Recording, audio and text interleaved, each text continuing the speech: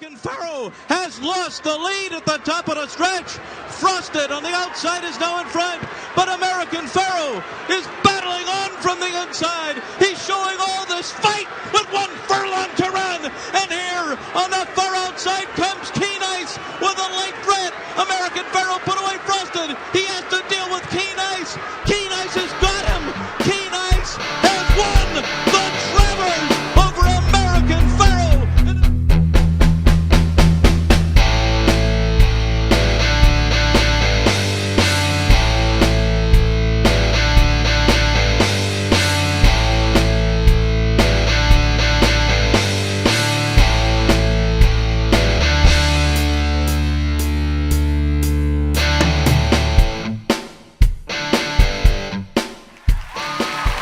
Bobby Shoemaker, Andrew Calvano. It's Tournament Talk on the Tournament Edge for Friday, July 29th.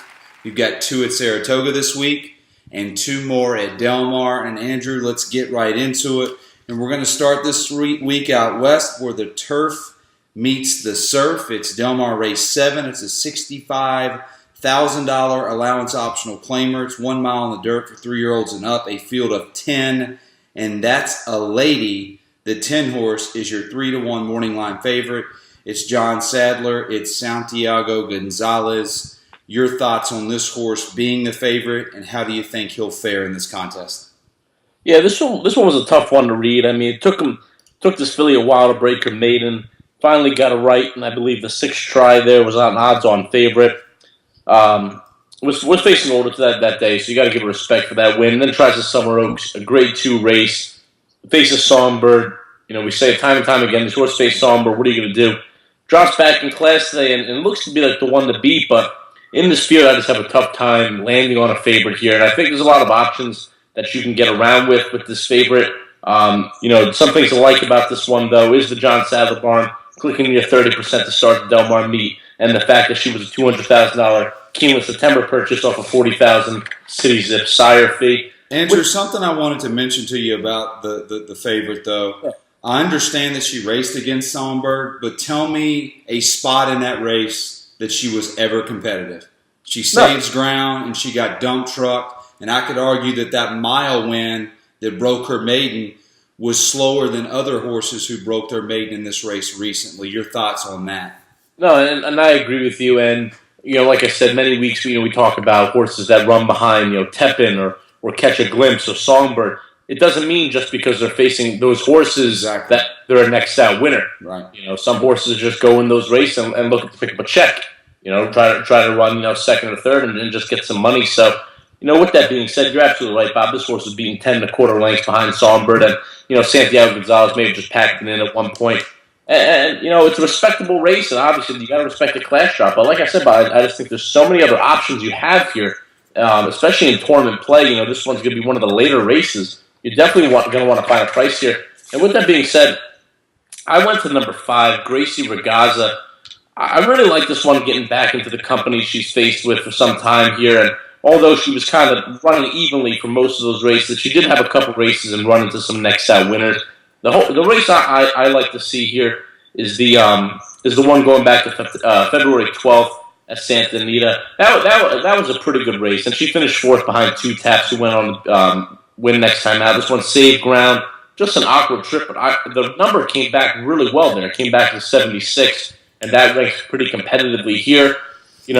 Obviously, her last win comes April 16th at Los Al, and we talk about these Los Al races. They're tough to read, and it's a very quirky track. So, although it's good to see a win there, it's only 1 point higher on a buyer from her 4th place finish. So that just goes to say. So I'm not looking too much into that.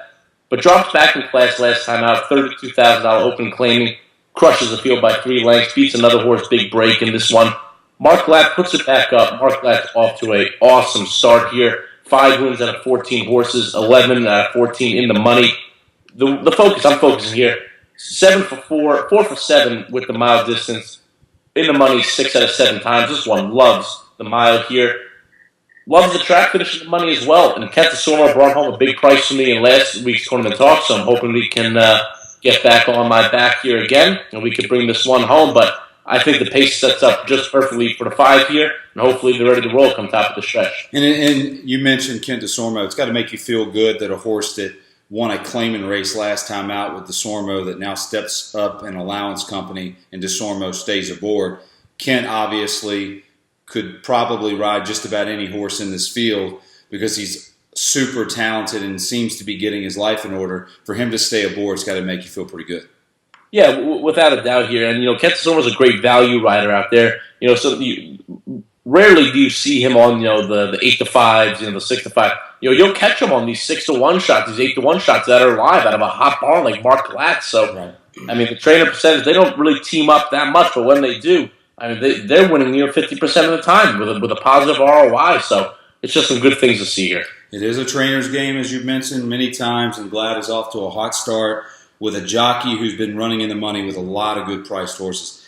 I saw this being a mad dash for the lead early, Andrew. I think this is going to be a very hot pace, and I do think it's going to set up for something from off of it. I think it sets up perfectly for the 1, the 5, and maybe even the 6.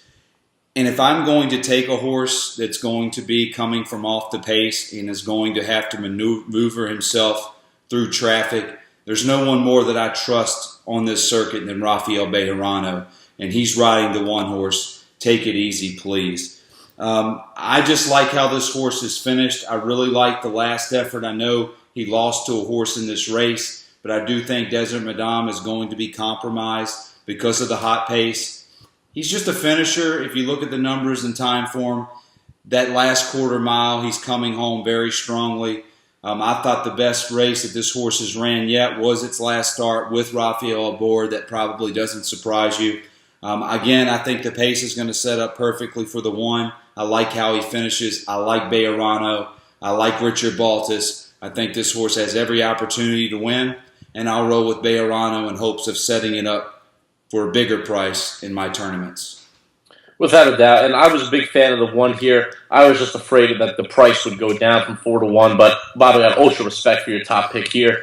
And going back, like you said, Desert Madame, that last race, I mean, Bob, go back to that race there. I mean, that horse walked on the front end. Right. I mean, walked. Right. Had it her own way. It was always a short field. She was only facing 4 of the horses, and she good for her. She ran away with the race. But like you said, there's positives to take out of the Take It Easy, Please. Take out of that race there. Sometimes that's just the way it is. So I think you land on a very good horse here. The buyers on my end, Bob, and for the viewers, Tom's a big time form guy. I use DRF, and I go by the buyers here. All the buyers are increasing race by race, so I think we land on 2 pretty solid horses. Bob, what'd you see it? Obviously, it's a mad dash for the pace. I see the same thing. What horses do you see going out to the front end? 9, 8, 4, 3, 2. I think all of those horses want to be on the lead. Can they all get there? We'll see, but I've watched some races at Del Mar recently where they'll go 5 wide if they have to, if their horse wants the lead. And I've seen that, and I think that there's a big possibility of it being that way today. And the more horses that get to the front, I think that the better it benefits us. I wanted to ask you about 1 horse here, and that's Swissarilla.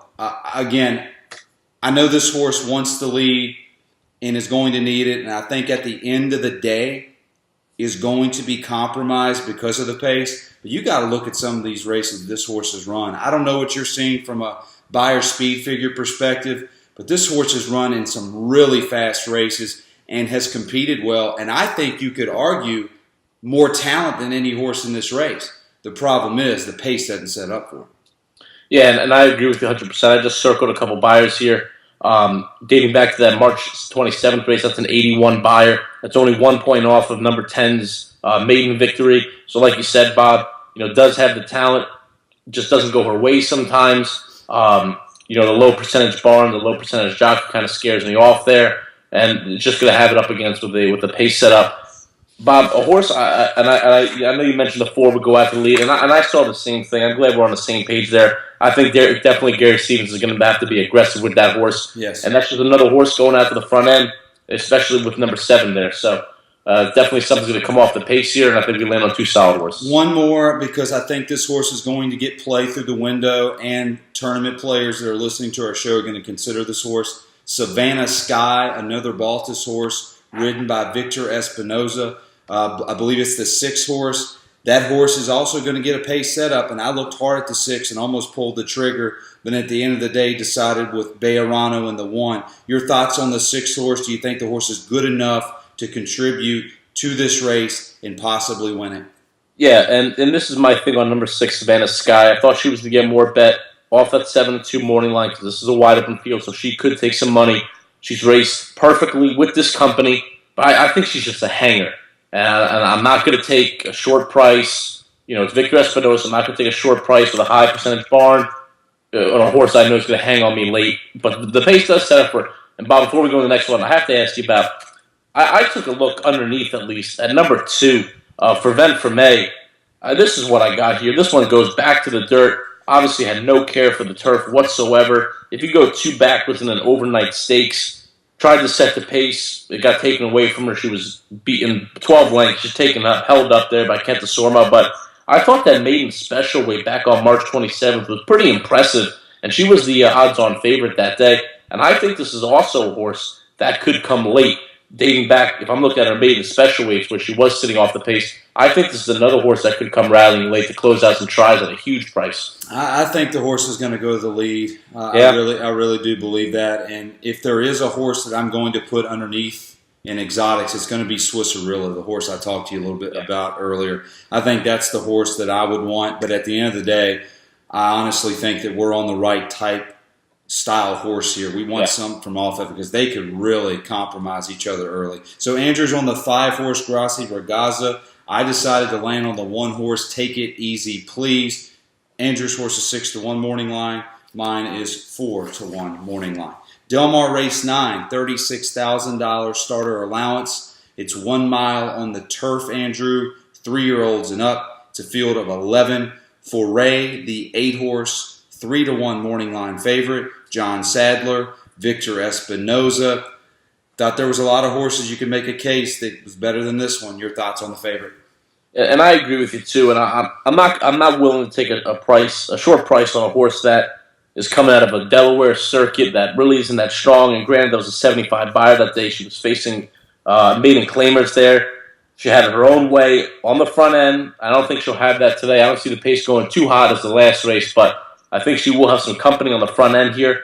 And just once again, we're looking at an 11-horse field. There's no need to take a short price on a horse that you know is going to have company on the front end. I think the 4 is going to go out with her. I think that's her main threat. With that being said, I look for something not too far off the pace, but sitting about second shelf here, and that's number 10, Materialistic. I like this one's last turf start. It was a big open field. She was kind of covered early. Then when she found room, she was 4 wide, and she was making a good rally in the center lane there. That was kind of a blanket finish that day. All-Star Parade was beaten the neck, finished second, came back to win his next out start. Peter Earn is going off again here. He likes it. This is a jockey it's a low percentage jockey, but you're guaranteed a big price here. And I'm just looking. I'm interested in the horse here. 2 back, July 14th, big bullet drill there, and gets quicker. Going 5 furlongs on July 21st, finishes 4:50 that morning. So this is essentially second off of a pretty, a small freshening here. But I'm just hoping this one has horse, is not too wide going into that first turn, is covered up a little bit, and makes one run down the top of the lane. Your thoughts on the 1 horse Royalist, Bejarano aboard. This horse certainly took a monster step forward from a speed figure standpoint last time out. With a 103 time form U.S. speed figure. The best hitted run before that was a 96. This horse looks like a horse on the improve. Almost pulled the trigger with this horse, but I couldn't take him simply off that last effort, considering he could be fit to bounce this race. But I think a player. Your thoughts on the 1? Yeah, and a wise person always told me that any horse dropping in from allowance to a starter group or a claiming group, if they don't win the race, there's a problem. And that last half start, granted, she was racing a lot. He was racing a lot, here, in a short period of time. Maybe this horse, just had enough of it. Like last race, I just think this horse is going to get bet. I don't think 4-1 is going to exist here. So I'm going to lay off for that reason. But I do think the horse is very talented, and hopefully the freshening will do him well. But those are my thoughts on number 1, Royalist. I thought that this race was going to be similar to last race as far as a lot of horses compromising each other on the front end. I certainly think Foray's going to be on the front. I thought you made a great point about the 4-horse as well. Nevertheless, I think there's a lot of horses in here that want to be on the lead, and I don't think that this is the greatest group of horses, and I don't think that they'll be able to maintain the speed in which they're going to go early in this race. So I landed on a horse, Andrew, that ran very well in its debut in this country, and that start was good enough to beat anything in here, and that's the 2-horse Bronzino with Flavien Prat aboard. This horse, again, was, I thought, very impressive for this group on March 20th. Hadn't raced in 158 days. I thought performed very well, finishing third, beat 2 1/4 lengths. I don't understand the move to dirt on May 21st. Horse clearly didn't like it. Last start, I think, would have won the race, but lacked room at the 8th pole and was not able to stretch its legs the way he wanted to and win it. I think this horse is the best horse in the race. Will sit second or third shelf, depending on how fast they go, make one run. Huge jockey upgrade from Blanc to Flavien Prat. For what it's worth, I think this horse is probably the most talented horse in the race. I think March 20th shows that. Back on the turf where it wants to be. Barring a bad trip, and you're getting a tremendous turf jockey, I think this horse will win the race. Yeah, and this one, when I did the morning line odds, I had this one as the favorite and the horse to beat for sure. Bob, like you mentioned, going 2 back, tries the dirt, stumbles at the start, just throw that race out of there. You know what? This horse coming out of Ireland and France, really no reason to be on dirt, so I'm just going to cross that race out. Like you said, the U.S. debut was very strong, and sometimes these horses, they need to start on U.S. soil, and if they win first time out, it's usually when you have a freak situation, but this one was coming late, split flows, good to see him make some good room through traffic there, loses to a next out winner who won the race, last out, same kind of thing, lacked room, but found room and was running late, it was just a little bit too late. Right. Like you said, huge hockey upgrade here, and that's going to be the difference here. Flavien Prat, more of an aggressive rider down the lane than Bryce Blanc, obviously. I just think this one goes off the morning line favorite and 100% the horse to beat here. But that 83 buy in that U.S. debut will be tough to top here. Your thoughts on Broken Up? Tyler Bayes aboard. It's the 9-horse. I thought, Andrew, before the trainer changed, and obviously that is a big difference, that this horse ran some races that if the pace is hot like I thought it would be, could set it up maybe to run underneath. If you go back to the March 20th effort, the same race that Bronzino was in, angled, pulled a little bit, was in tight. Obviously, when you're a closer, you're going to endure some trouble. I didn't know what you thought about this horse at 15-1. Is it a horse you completely throw out, or a horse that you say, hey, with the right setup and a little bit of luck, could be a player? Yeah, and I was going to use this horse underneath. I just don't see this horse winning the race, unfortunately, unless things really speed up front for him. Right. His lone win comes at Golden Gate, and though, sometimes those numbers will translate when you come to Southern California, I can really only trust a couple of trainers who make that move, such as Jerry Hollendorfer, Richard Mandela, who originally had this one in his care, but we're going back here. It's hard to trust that race looking back at it here. Went back to Golden Gate, couldn't even win up there in the same conditions here. It's a horse that you can use underneath at a big price. This horse will definitely be an overlay, more like 20-1 here. So if you're looking to play a try, keep some horses on top. It's definitely a horse you can look to underneath. I just don't think he has what it takes to win. Any other horse in here at a price that you think could upset the apple cart or finish in the money and make some guys some money underneath that play the exotics that we talk about so often here on Tournament Talk? Yeah, I thought the 11 could be definitely a player running late. Like Pace has to set up for this one, but gets Joe Talamo a little bit of a though he's in a cold streak here. Right. He is a very underrated jockey. It's an upgrade from what this horse has had on his back for a while now. Mike Pipe, I respect him. First time gelding, that's always something to look at. That just really changes the horse. And the layoff, Mike really doesn't have his horses, on the bench this long, but he does click 21% when it is a long layoff here. So that's some good things to see. The workouts are progressive. So I think it's a horse, if the pace sets up for him, could be a price underneath as well. Andrew's on the 10 materialistic. I sided with the 2-horse Bronzino. Andrew's horse 10-1. Mine 7-2. Okay, Andrew, let's go to upstate New York, Saratoga at the Spa, and it is race 8 on the card. That's where we'll start tonight. It's $85,000 allowance optional claimer going 2 turns on the turf, specifically a mile and 3/16. For 3-year-olds and up, it's a field of 12. Andrew raised the bar. The 5 horse is your 3-1 morning line favorite. And it's similar to what we said last week on the show. It's Chad Brown. It's Javier Castellano. It's going long on the turf. How can you argue with this horse being the favorite? No, and he definitely can. I mean, just look at the races this one's running in. Was in competition of grade 1 and grade 3 levels. Yep. Loses last out to American Patriot, who went on to win next out. It's good to see that. You got the top jockey trainer team on the circuit here, and this horse will be rattling late. I don't know if it's just me, but I haven't brought in too many Chad Brown horses. The only Chad Brown horse I brought in was opening day in the last race. Well, he sets the bar so high, Andrew, and we're so used to him dominating, and he did dominate at Belmont Park. That was an unreal performance he put on that entire meet.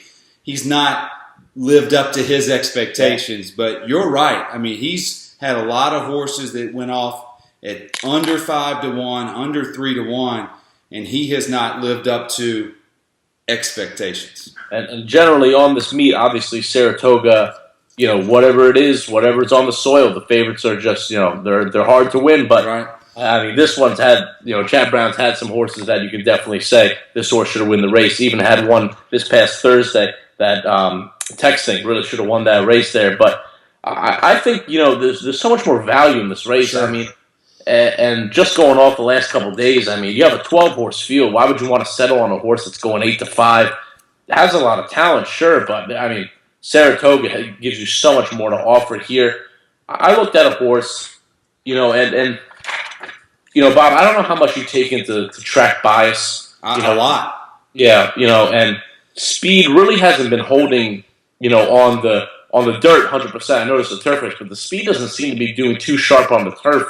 I think the only couple winners from the speed have been in these maiden races, and that's a different ballgame where horses are inexperienced and they don't understand the concept of running down other horses. So in a race like this, I'm looking for something that's sitting right off the pace. I know has a talented late kick here, and will hopefully run him down. With that being said, I found a horse that's number 7, Hunter O'Reilly.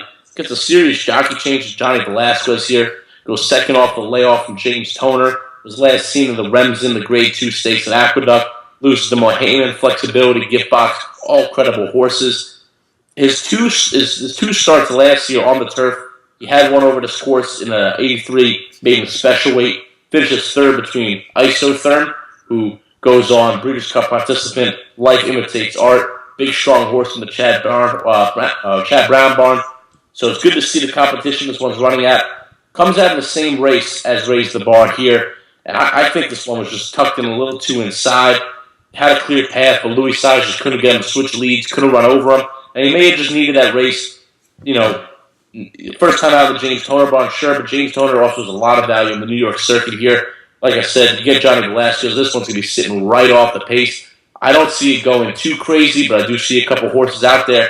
And hopefully come top of the stretch like many of the turf winners have done so this far at Saratoga. This one's ready to roll at the top of the stretch. It is calling for a bit of rain today, Friday, and that could change things up, both dirt and turf. And you make very valid points about speed not holding on either. I'm just going to try to go against the grain here, Andrew, and win with a horse that's going to go wire to wire. I look very long at your 7-horse Hunter O'Reilly, and I think the horse did need the race, and if the horse could have switched leads for Luis, probably would have won, and you wouldn't be looking at 8-1 morning line. But nevertheless, I sided with the horse on the rail in a race that I don't see a lot of pace in, and that's the 1-horse Captain Moss at 10-1 morning line. I mean, this horse, since going to the turf, has been a different racehorse. He's 2 for 3. And I think the best race that the horse ran was the race in which he lost, May 28th, to Tale of Fancy by head. And I'm a big fan of Tale of Fancy. This horse has chased some legitimate paces at Belmont Park, and I don't see any horse that's been on the lead in their previous races that have been near as fast as what Captain Moss has quote-unquote chased or been very close to. And with Manny Franco drawing the rail, I think he's going to send this horse to the lead and try to go wire to wire. Englehart's, he's been hot the last 60 days or so. Manny Franco's strong suit, I believe, is on the turf. I think the rail is a blessing for me here with this selection because if Manny's reading the racing form, he's got to see there's not too much early speed in here. Just take the horse to the lead, Manny. See how far you can go. There's talent here, Andrew, and he showed that he can compete at this level with that May 28th effort. This is a good racehorse on the turf, and they're going to have to pass him coming down the stretch. And if a horse like Raise the Bar or the 6-horse Circus Performer, who I believe will both be overbet, if they come get me from off the pace at a short price, so be it. Captain Moss for me, the 1 horse, 10-1 morning line. Okay, here it is. Tournament Talk special right here. 1-7 all. The original first pick, Bob. Everything he said about this horse. My only problem was the speed, but Bob, let me get into this horse. That May 28th race, that was a Tournament Talk edition. I was on that horse, just lost by a head. Like you said, comes Tail Fancy, goes back, wins that. This one drops the starter allowance, wins clearly. Best bet that day for me. I mean, this horse is something to fear. Like I said, Bob, it was just me and the bias I was a little bit afraid of. But I think if there's any 2 horses that are the most talented and could beat out the Chad Brown horses and the Todd Pletcher horse that will also get bet, it's the 2 horses we're on. Bob, I'm going 1-7 all. I might play it for $4. I'm that confident. I am probably going to play it for $5. So I feel pretty good about it. I was on the fence between the 6 and the 7, but hearing you talk about the 7, and I watched the replay again right before the show started, and the 7 horse is much better than that 8-1 morning line. Let's talk about the 6. Todd Pletcher, Joel Rosario is just, he's an unbelievable jockey who has found himself again, and I've said this many times on the show after that injury. He's obviously a player. He's obviously going to take a lot of money. But where do you see this horse being from a pace perspective? If they're as slow as I think this horse could be 6 or 7 lengths off of it when they go into that final turn. Yeah, this is a horse where it's tough to really picture where this horse is going to be. If you go back to the April 24th race, yes, this horse was on the lead. That race was 1.5 miles. I think Todd Pletcher just said, send the horse out. Let's try to switch up the tactics today and see how far this one will go. I personally don't think that's what the horse wanted to do. And, I mean, you go to the next start, May 28th, I know, and that was the same race that Captain Moss comes out of. Bumps at the break, so we don't really know if the horse wanted the lead or not. I think in the last one, he was 3 wide, he was 4 wide. I just don't think this horse wants to be on the front end. I'm kind of hoping that is the case, and this horse is, like you said, Bob, way back, and just might be a little bit too late here. I mean, if you're looking back at the April 8th race in Keeneland, look how far this one is out. And then you go back to the maiden race where it did break the maiden with Joel Rosario in October of 2014. Was 10 lengths out and did a fire late, but that was a pretty solid pace that day. I think this horse is going to be way back, and I think it's a horse that can maybe get up for the superfecta for the try, but I think this one is just going to be a little too late for this one. Yeah, the thing that made me decide he was going to be further back, and you made valid points about the races recently, but April 8th, the horse had no excuse at Keeneland and showed no early speed whatsoever, and that's second off the layoff. And horses run their best, in my opinion, second and third off the layoff, showed no early speed at all. I just don't think this horse has a lot of early speed, and certainly I think 9-2 is not something that you're going to see when this horse leaves the gate because the running lines aren't poor. This horse has been finishing well, and Todd Pletcher and Joel Rosario are the connections. Yeah, and I just want to make a point out to the viewers, especially for the new guys that are just getting on the webcast here. When we're talking about early speed, especially on the turf, just because you can't get to the front end doesn't mean that you don't have to flash what we call tactical speed. And this horse really lacks it here. Tactical speed, being that this horse can go out to the front but sit 2 lengths off. And that's what you kind of need in these turf races, Bob. And like you said, I just don't see this horse having any bit of speed, let alone early speed. I don't even see tactical speed.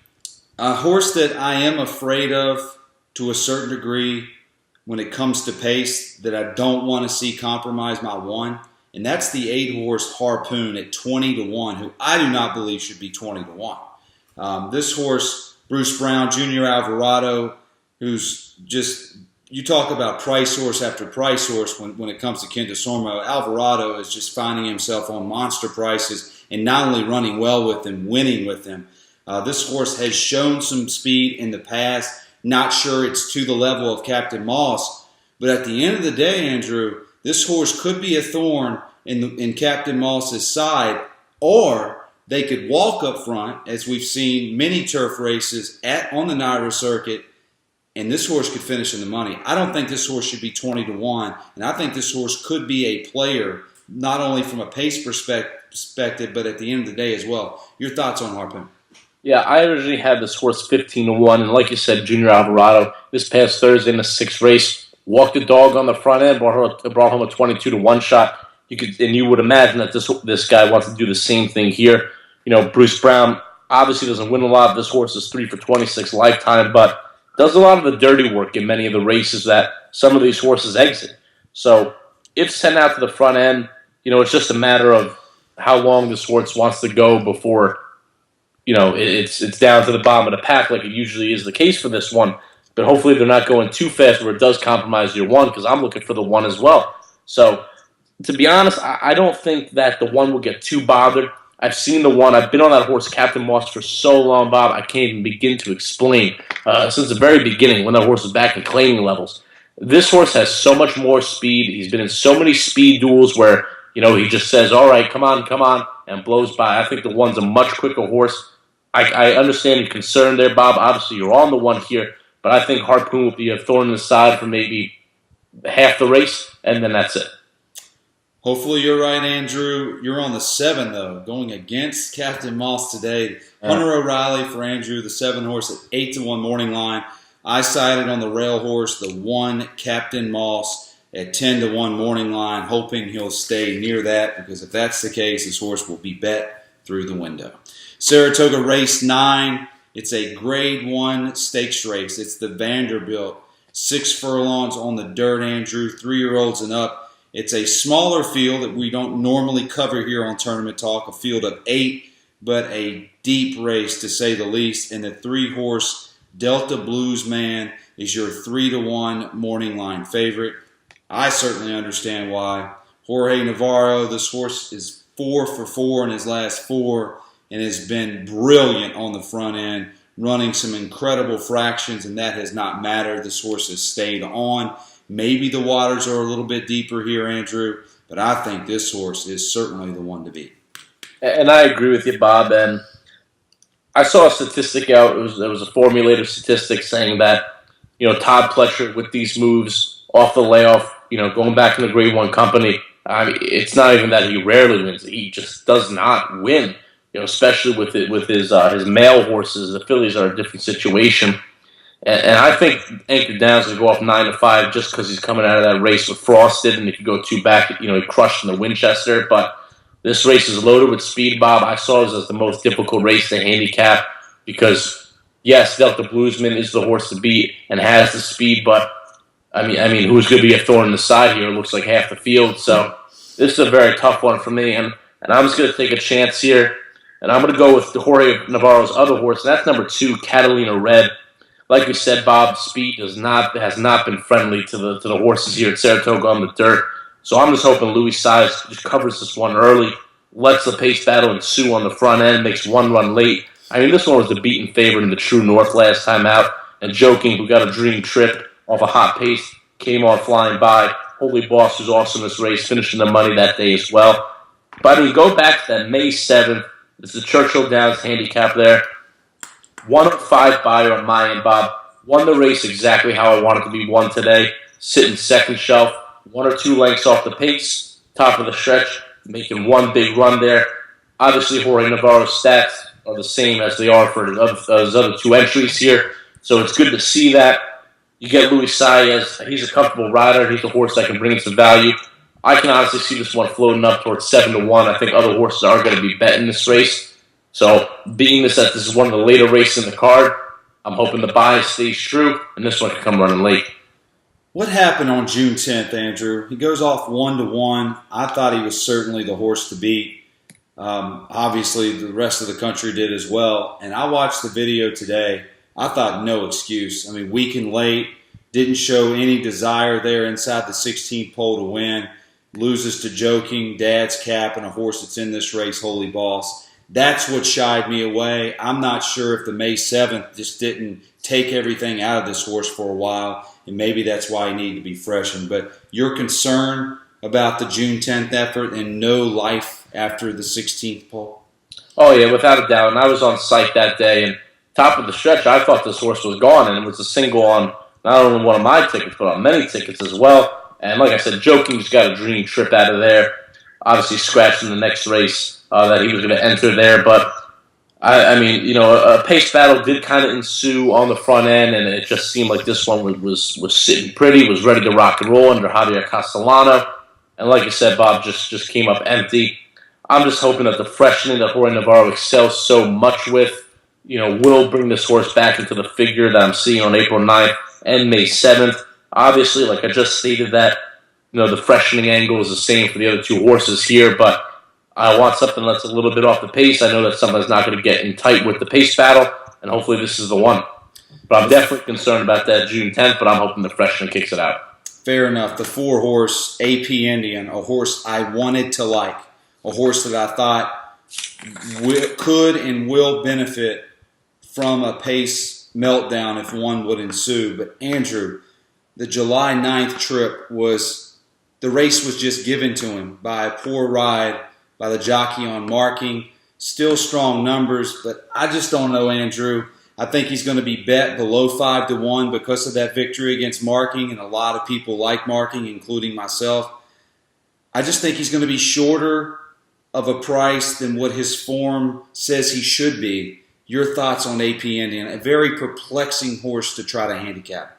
Yeah, and I agree with you, Bob, and obviously I made the same notes here for the Belmont Sprint. If marking wasn't as wide as he was and just didn't run the race he should have, this horse loses by 2 or 3 lengths there. I think this horse definitely got a dream trip. I'm going back here. Let's analyze a couple of this one's races. Back on May 14th, if you watch that replay, this horse loses to Delta Bluesman. That may have been the most questionable inquiry, takedown, whatever you want to call it, ever. If you watch it, Bob, I think I was on Delta Bluesman that day, and whatever little sequence I had going on for whatever reason at Monmouth Park. But, I mean, you know, definitely, you got to watch it. I mean, Delta Bluesman was obviously clear, and this one gets put up, so, you know, add a win there, I guess. But going back to last year, obviously runs in the run happy in the Phoenix, you know, whatever, toss it. But, I mean, the horse just ran evenly and wasn't even alive that race. Didn't like the course here, was almost a beaten favorite in the tail of the cat, was 2-1 that day. The point I'm making is that you have to go to these cheaper tracks, you know, Parks, you know, last 2 races in this Memorial Handicap, 100,000 of these back-to-back winners in, the Decathlon here at Monmouth Park. I just think he's one of those horses that likes those smaller tracks, likes facing smaller fields. And granted, this is a small field of 8 horses, but I'm talking about races with 5 of the horses in them, where one of them, maybe 2 of them are just completely, you know, shouldn't even be in the race. Right. Shouldn't be in the race, and all he has to do is beat out 3 other horses that are all questionable, in my opinion. I'm hoping this horse gets bet for that Belmont Sprint effort, and nobody's really thinking about what marking should have done in that race. And I'm not playing this horse at all. I think that Belmont Sprint's also going to take a lot out of this horse. The horse has been running 3 races in a short amount of time. I'm not really on this horse, but like you said, Bob, should have paced meltdown ensue. This one will be doing some late running, but I just don't think he's good enough. Yeah, I'm in the same boat as you. I just don't think he's good enough. I don't think, obviously, that field of marking and ready for ride, Bob, there were like 4 distractions in that race. I'm pretty sure Anchored Down, if I remember correctly, scratched out of that race as well. Yeah. This is not that field. No, it's not. And I feel the same way about Anchor Down. Obviously, different circumstances. I just don't think the horse is good enough. Andrew, I know there's going to be a hot pace in here, and I got ultra respect for Holy Boss, the 5-horse who wants to be on the lead. I'm not sure if he's as fast enough as Delta Bluesman, maybe early, but I know certainly not late. I did everything I could to try to find a horse to come from off the pace and win this race. But there was questions about Catalina Red. I don't like AP Indian. I don't like Acre Down. I don't think the 7-horse is good enough to come from off the pace and win it. So at the end of the day, I just went with the morning line favorite. I think, and I understand, I know it's another race and another selection going against the grain and going against the history of this racetrack, this meet. But this horse just might be a freak show. I think this horse is the fastest horse in the race. In fact, I don't think it. I know it. And he draws closest to the rail. The only horse that has shown any kind of speed comparable to the 3-horse is the 5, and I don't think he's good enough. I'm just going to hope the 3 gets to the lead and he's good enough to go all the way, because there's question marks about every single horse in this field that's coming from off the pace. And I'll tell you what, there's not a question mark about Delta Bluesman. He's in great form. He's the speed of the speed. He's the fastest horse to the rail. And I just think he's going to go wire to wire. And I agree with you, Bob. And it was, I'm on the show, and I don't like to give out favorites, but I'll admit when a horse is, 100% the horse to beat here, and I think that's the case here with the 3. This horse won't be on any. If I'm going pick 4s, I'm playing 2 deep. I'm going 2-3. Like you said, we'll have company on the front end, but this horse is 100% the quickest of the quickest here. This year, 4 in a row, if we just count that the decathlon win is the win like it should be. Jaramillo comes up here. I think it's like 60%, something crazy like that with Navarro and Jaramillo. So it's good to see him coming up from Florida rather than Navarro grab one of the other guys here on the circuit here. Just want to make note to you, Bob, he is the second choice. Anchor Down is the 5-2 morning line favorite, just so you know. My apologies there. No, I don't care about that. Don't matter. Well, and Delta Bluesman, whether or not he is the favorite, he should be the favorite. Well, we'll go off the favorite without a doubt. And that's what I'm thinking. So Andrew is on the 2-horse Catalina Red at 5-1, a horse that is certainly going to benefit from a hot pace. Is he good enough? We'll see. I landed on the 3-horse Delta Bluesman. Despite the fact the speed is not held, I think this horse will indeed go wire to wire this time out. Well, that'll do it for this edition of Tournament Talk on the Tournament Edge. As always, Andrew and I hope we found you a plethora of winners. And until next time, and as always, good luck, guys.